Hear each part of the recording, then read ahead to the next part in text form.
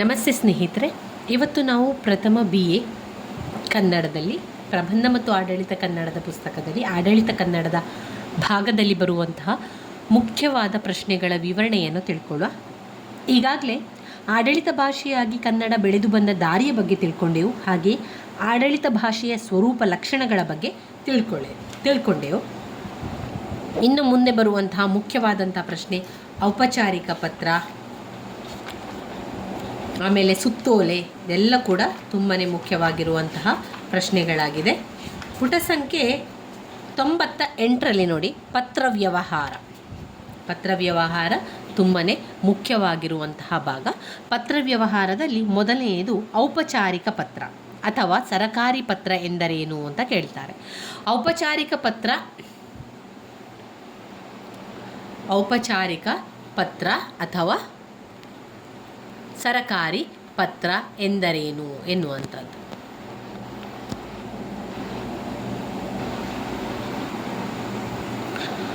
ಔಪಚಾರಿಕ ಪತ್ರ ಅಥವಾ ಸರಕಾರಿ ಪತ್ರ ಎನ್ನುವಂತಹ ಒಂದು ಪ್ರಶ್ನೆ 10 ಅಂಕಕ್ಕೆ ಹಲವು ಬಾರಿ ಕೇಳಿರುವಂತಹ ಪ್ರಶ್ನೆ. ಔಪಚಾರಿಕ ಪತ್ರ ಅಂದರೆ ಏನು? ಆ ಪತ್ರ ಸರಕಾರದ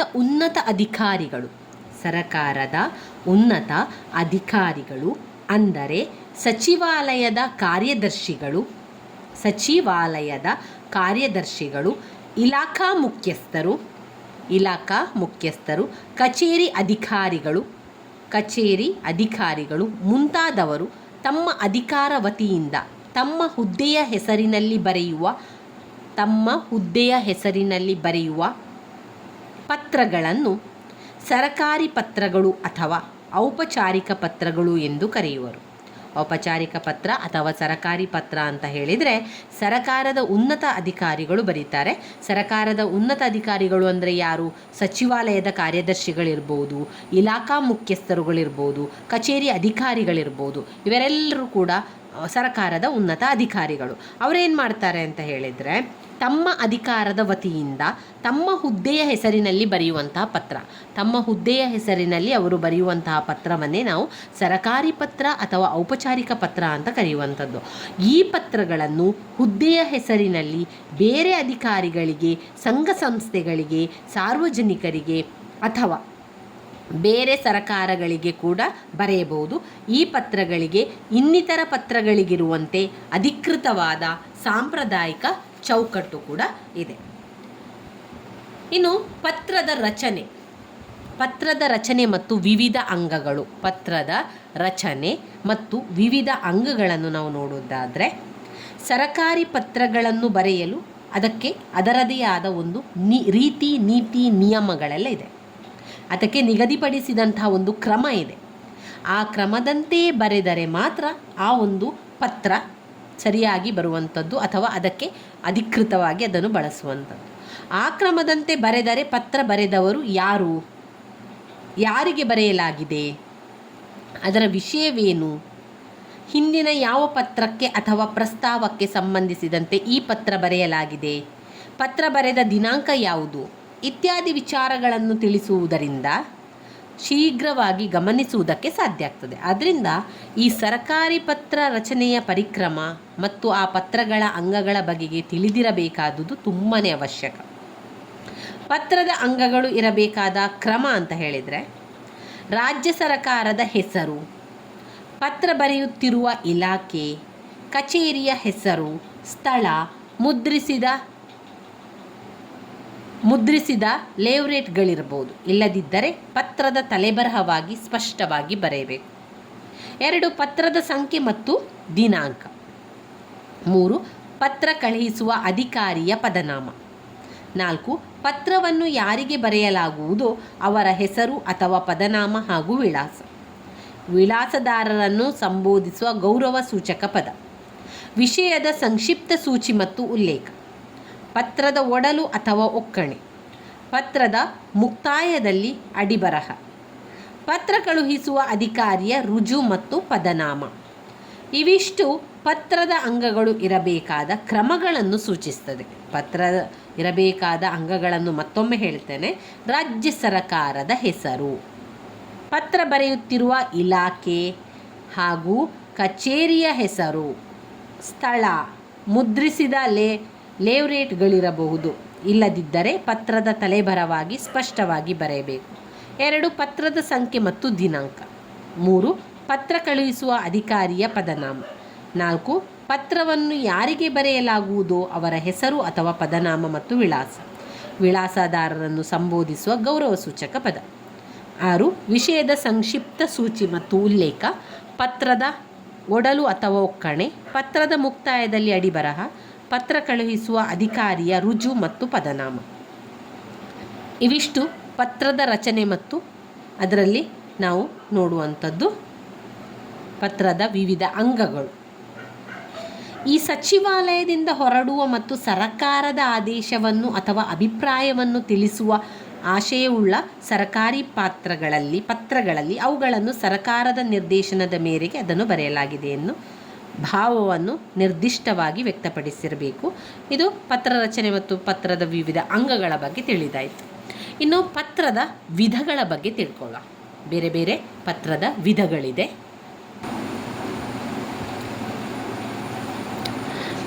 ಪತ್ರದ ವಿಧಗಳನ್ನು ತಿಳ್ಕೊಳ್ಳುವ.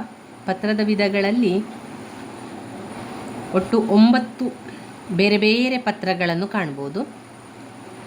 ಸರ್ಕಾರಿ ಪತ್ರಗಳನ್ನು ಮಾತ್ರ ಪರಿಗಣನೆಯಲ್ಲಿಟ್ಟುಕೊಂಡು ವಿಚಾರ ನಡೆಸುತ್ತಿರುವಂತಹದ್ದು ಈ ಒಂದು ಪತ್ರಗಳ ಬಗ್ಗೆ ಹೇಳ್ತಾ ಇರಬೇಕಾದ್ರೆ ಇಲ್ಲಿ ಸರ್ಕಾರಿ ಪತ್ರಗಳನ್ನು ಮಾತ್ರ ತಿಳಿಸ್ತಾ ಇರುವಂಥದ್ದು.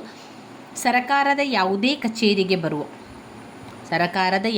ಕಚೇರಿಗೆ ಬರುವ ಮತ್ತು ಅಲ್ಲಿಂದ ಹೊರಗೆ ಹೋಗುವ ಎಲ್ಲ ಕಾಗದಗಳು ಈ ಪತ್ರ ಅಂತ ಹೇಳುವಂಥದ್ದು. ಆದರೆ ಕಚೇರಿಯಿಂದ ಹೊರಗೆ ಹೋಗುವ ಹಾಗೂ ಕಚೇರಿಗೆ ಬರುವ ಎಲ್ಲ ಪತ್ರಗಳು ಒಂದೇ ಬಗೆಯಾಗಿರುವುದಿಲ್ಲ.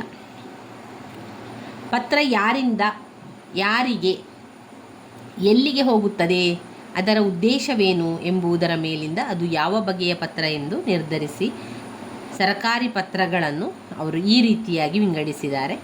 ಅಧಿಕೃತ ಪತ್ರ, ಅರೆ ಸರಕಾರಿ ಅಥವಾ ಅರೆ ಅಧಿಕೃತ ಅಥವಾ ಅರ್ಧ ಅಧಿಕೃತ ಪತ್ರ, ಆದೇಶ ಅಥವಾ ನಡವಳಿಕೆ, ಜ್ಞಾಪನ ಪತ್ರ, ಸುತ್ತೋಲೆ, ಅಧಿಸೂಚನೆ, ಪ್ರಕಟಣೆ, ತಂತಿಪತ್ರ, ಹಿಂಬರಹ, ಮನವಿಗಳಿಗೆ ಉತ್ತರ, ಟಿಪ್ಪಣಿ, ನಮೂದು. ಸರಕಾರಿ ಪತ್ರಗಳನ್ನು ಬರೆಯುವ ನಿರ್ದಿಷ್ಟ ಕ್ರಮವೊಂದಿದೆ. ಸರಕಾರದ ಇಲಾಖೆಯ ಹಾಗೂ ಕಚೇರಿಯ ಹೆಸರು ಮತ್ತು ಸ್ಥಳ, ಪತ್ರ ಸಂಖ್ಯೆ, ದಿನಾಂಕ, ಪತ್ರ ಕಳುಹಿಸುವ ಅಧಿಕಾರಿಯ ಪದನಾಮ, ಪತ್ರವನ್ನು ಯಾರಿಗೆ ಬರೆಯಲಾಗಿದೆಯೋ ಅವರ ಪದನಾಮ ಮತ್ತು ವಿಳಾಸ, ಮಾನ್ಯರೇ, ಗೌರವ ಸೂಚಕ ಸಂಬೋಧನೆ, ವಿಷಯ ಸೂಚಿ, ಉಲ್ಲೇಖ, ಪತ್ರದ ಒಕ್ಕಣೆ, ಗೌರವಪೂರ್ವಕ ಮುಕ್ತಾಯ, ಅಧಿಕಾರಿಯ ಸಹಿ ಮತ್ತು ಪದನಾಮ ಇವು ಪತ್ರದ ಅಂಗಗಳಲ್ಲಿ ಮುಖ್ಯವಾಗಿ ಕಂಡುಬರುತ್ತವೆ. ಸಂಬಂಧಪಟ್ಟ ಅಂಶಗಳನ್ನು ಒಳಗೊಂಡಂತೆ ಕ್ರಮಬದ್ಧವಾಗಿ ಪತ್ರ ಬರೆದರೆ ಶೀಘ್ರವಾಗಿ ಮತ್ತು ಸರಿಯಾಗಿ ಪತ್ರದ ವಿಷಯಗಳನ್ನು ಅರಿಯುವುದು ಸುಲಭವಾಗುತ್ತದೆ.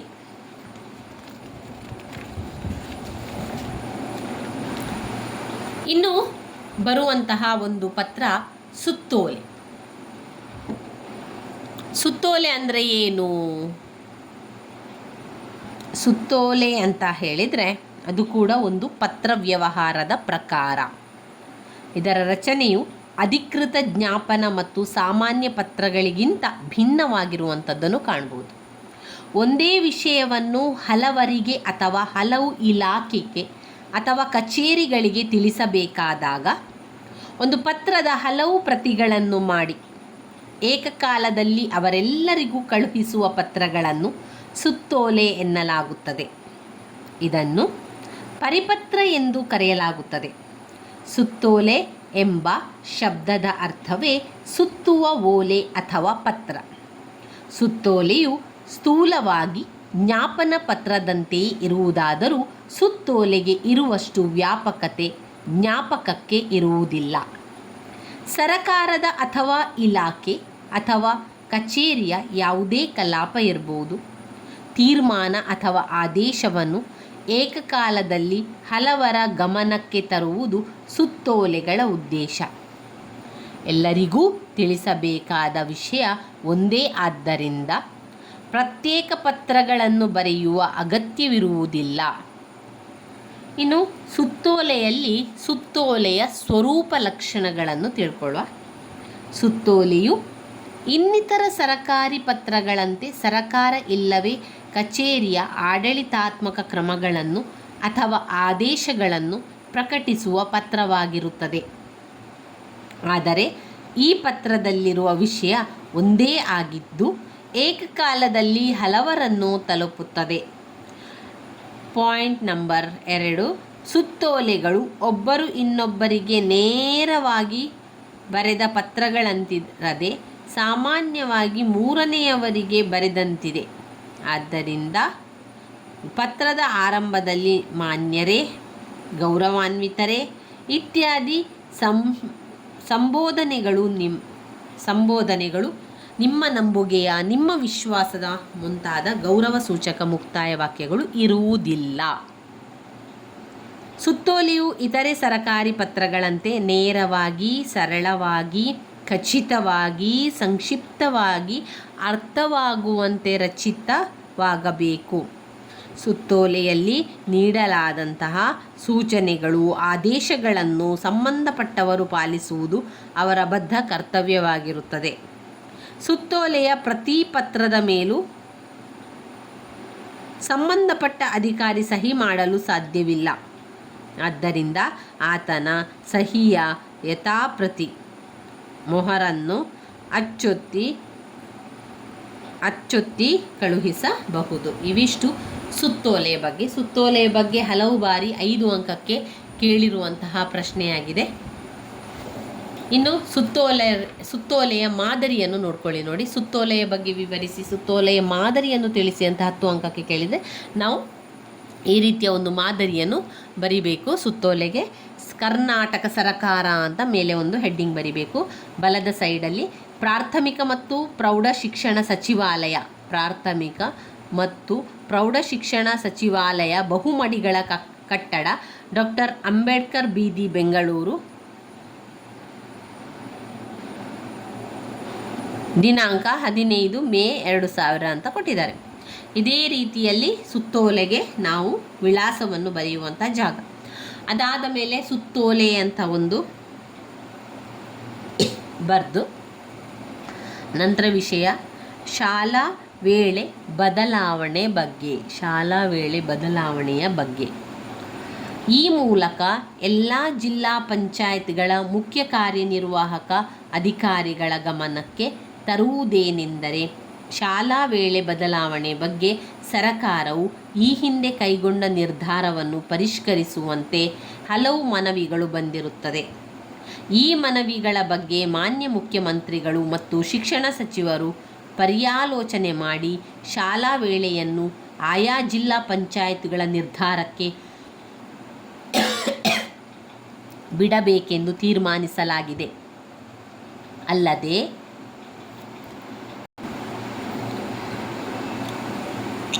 ಅಲ್ಲದೆ ಹೊಸ ಶೈಕ್ಷಣಿಕ ವರ್ಷ ಆರಂಭವಾಗುವ ಮೊದಲೇ ಶಾಲಾ ವೇಳೆಯನ್ನು ನಿರ್ಧರಿಸುವುದು ಅಗತ್ಯವಾಗಿದೆ. ಆದ್ದರಿಂದ ಕೂಡಲೇ ಜಿಲ್ಲಾ ಪಂಚಾಯತ್ನ ಸಭೆ ಕರೆದು ಈ ಬಗ್ಗೆ ಖಚಿತ ನಿರ್ಧಾರವನ್ನು ಕೈಗೊಂಡು ಪ್ರಕಟಿಸಬೇಕೆಂದು ಈ ಮೂಲಕ ಸೂಚಿಸಲಾಗಿದೆ. ಇದು ಸುತ್ತೋಲೆಯ ಮಾದರಿ ಪತ್ರ ಆಗಿದೆ. ಸುತ್ತೋಲೆಯ ಮಾದರಿ ಪತ್ರ ಅಂತ ಕೇಳಿದರೆ ಇದೇ ರೀತಿಯಲ್ಲಿ ಬರಿಬೇಕು. ಮೊದಲಿಗೆ ಕರ್ನಾಟಕ ಸರಕಾರ ಅಂತ ಬರಿಬೇಕು. ಅದಾದ ಮೇಲೆ ಬಲದ ಭಾಗದಲ್ಲಿ ಅವರ ವಿಳಾಸವನ್ನು ಬರಿಬೇಕು. ಪ್ರಾಥಮಿಕ ಮತ್ತು ಪ್ರೌಢಶಾಲಾ ಸಚಿವಾಲಯ, ಬಹುಪಟ್ಟಿ ಮಾಡಿಗಳ ಕಟ್ಟಡ, ಡಾಕ್ಟರ್ ಅಂಬೇಡ್ಕರ್ ಬೀದಿ, ಬೆಂಗಳೂರು, ದಿನಾಂಕ 15 ಮೇ 2000 ಅಂತ ಕೊಟ್ಟಿದ್ದಾರೆ. ಇದನ್ನು ಅಂದರೆ ಇದರ ಮಾದರಿ, ಇಲ್ಲಿ ಅವರು ವಿಳಾಸವನ್ನು ಬರಿಬೇಕಾಗಿರುವಂತಹ ಜಾಗ. ಅದಾದ ಮೇಲೆ ವಿಷಯ ಏನು ಅಂತ ಕೊಟ್ಟಿದ್ದಾರೆ, ಶಾಲಾ ವೇಳೆ ಬದಲಾವಣೆ ಬಗ್ಗೆ. ಅಂದರೆ ಇಲ್ಲಿ ಬರೆದಿರುವಂತಹ ಪತ್ರವನ್ನು ಆ ಒಂದು ಇಲಾಖೆಗೆ ತಲುಪಿಸುವಂಥದ್ದು. ಶಾಲಾ ವೇಳೆಯನ್ನು ಬದಲಾವಣೆ ಮಾಡಬೇಕು ಅಂತ ಕೇಳಿ ಕೋರಿಕೊಂಡು ಮಾಡಿರುವಂತಹ ಒಂದು ಪತ್ರ ಆಗಿರುವಂಥದ್ದು.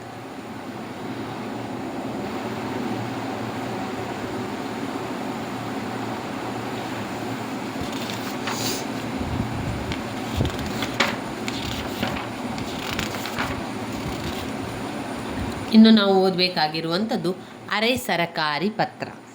ಅರೆ ಸರಕಾರಿ ಪತ್ರದ ಬಗ್ಗೆ ಓದ್ಕೊಳ್ಬೇಕು. ಮುಂದಿನ ವಿಡಿಯೋದಲ್ಲಿ ಅರೆ ಸರಕಾರಿ ಪತ್ರದ ಬಗ್ಗೆ ತಿಳ್ಕೊಳ್ಳುವ ಸ್ನೇಹಿತರೆ. ನನ್ನ ವಿಡಿಯೋಸ್ ಎಲ್ಲ ನಿಮಗೆ ಇಷ್ಟ ಆಗಿದ್ದರೆ ಲೈಕ್ ಕೊಡಿ, ಶೇರ್ ಮಾಡಿ, ಸಬ್ಸ್ಕ್ರೈಬ್ ಮಾಡಲಿಕ್ಕೆ ಮರಿಬೇಡಿ. ಧನ್ಯವಾದಗಳು.